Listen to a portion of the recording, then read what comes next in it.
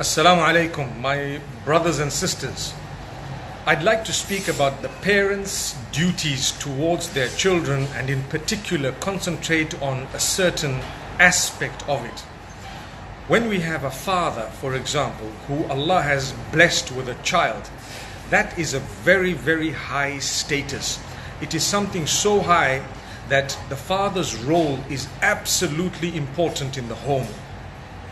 The father is more or less a person who is very, very responsible.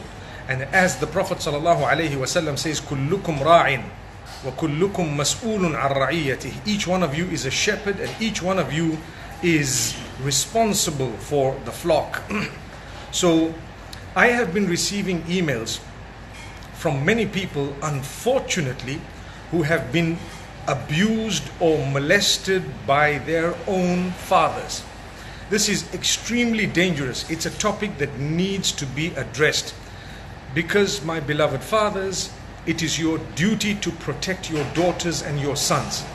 You, as a protector of your daughters and sons, when you abuse them, the punishment will be extremely severe. You need to know that the wrath of the Almighty will be extremely severe and it will catch up with you at some point. What you also need to know is that child will be affected in a very big way. The child will be affected in the childhood as well as later on as a teen and even as an adult. The scars will never leave. So this is why it is one of the most dangerous crimes, one of the most serious crimes that one could commit. Remember, as a parent, as a father in particular, if you have your daughters, learn to protect them. That's what your job is. You're supposed to be protecting them, safeguarding them, guiding them, nurturing them, being a role model to them. But if you were to abuse them, and this abuse starts with the verbal abuse. Sometimes people think, I don't abuse my children, but you do. They're depressed because of the way you talk to them. They're upset, they're sad, they suffer, they're suicidal because of the way you speak to them. It brings tears to the eyes when we think about how children complain, my own father was molesting me. My own father was actually abusing me, sexually abusing me. This is something, my brothers and sisters, that needs to be spoken about. You lose that status of fatherhood if you do that. You lose the responsibility, you lose the wilaya. In Islam we speak about being a guardian. The father who has molested his child is no longer the true guardian of that particular child. The child needs to be saved. We save that child, whether it is the mother who comes in. Sometimes the mothers don't even know. And sometimes the mothers also abuse their own children. Sometimes it's verbal abuse, sometimes it's different types of abuse. We need to be careful. It's an amana, it's a trust entrusted to us by Allah subhanahu wa ta'ala. While we're supposed to be protecting them, we're the ones who are making their lives a misery. If that's the case, remember, the rod of the Almighty is very, very close and it is severe. So, my brothers and sisters, it's something we need to speak about and address. Those children who have been abused in this way, where are they going to go for help and how do they go for help? I would normally tell them to report it to the police station because it is best to see a father of that nature jailed in the most ruthless way. How could you do that? May Allah subhanahu wa ta'ala safeguard us. And the reason I'm addressing this absolutely directly is just today I received 2 emails of people who have been abused by their fathers in different ways. One was actually sexual abuse, and now the person is old and they are traumatized, they are suicidal, and they say it's best for me to just perhaps kill myself. And then we have to try to counsel them, and we find that they're still living with that type of a father. Where is this going? How could that be?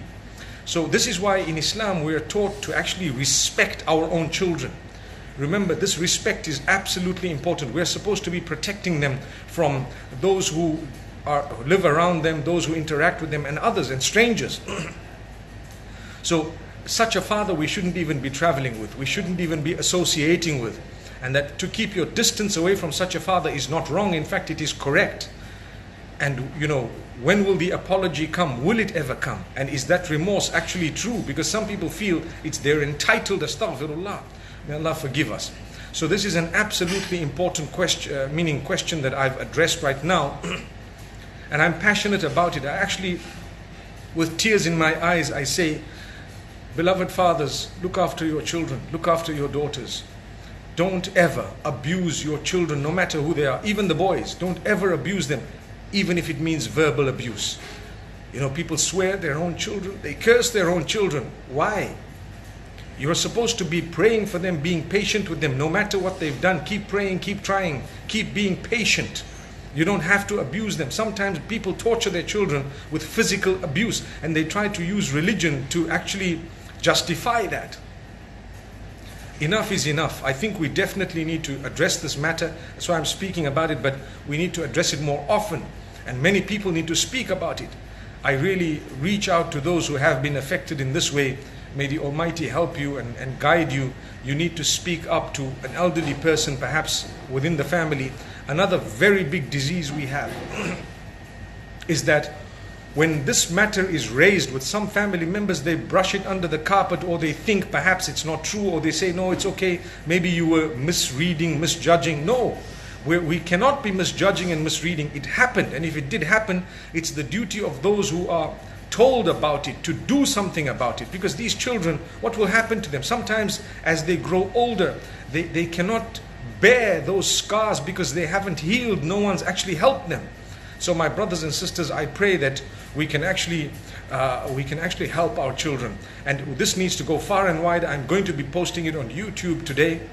And inshallah, I pray that we can benefit from it and spread the word. And like I say, if you are a father and you were guilty of doing something of this nature to your child, whether it's verbal abuse, physical abuse, sexual abuse, molesting the child, remember, the full wrath of the Almighty is on its way. It's on its way, definitely.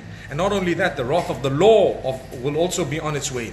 You need to seek forgiveness, repentance from the person you did it to, as well as from Allah subhanahu wa ta'ala. You need to make amends, help them heal. And you need to admit that you were totally wrong, unacceptably. May Allah subhanahu wa ta'ala forgive us all. May He open our doors, protect our children. May Allah safeguard us all. Thank you so much for listening. It's going to be a short session, but I was so passionate about it, I couldn't wait. I had to address this matter with tears in my eyes. May Allah subhanahu wa ta'ala grant us ease. Like I say, I've been receiving so many emails of this nature. That's what prompted me to actually speak about this.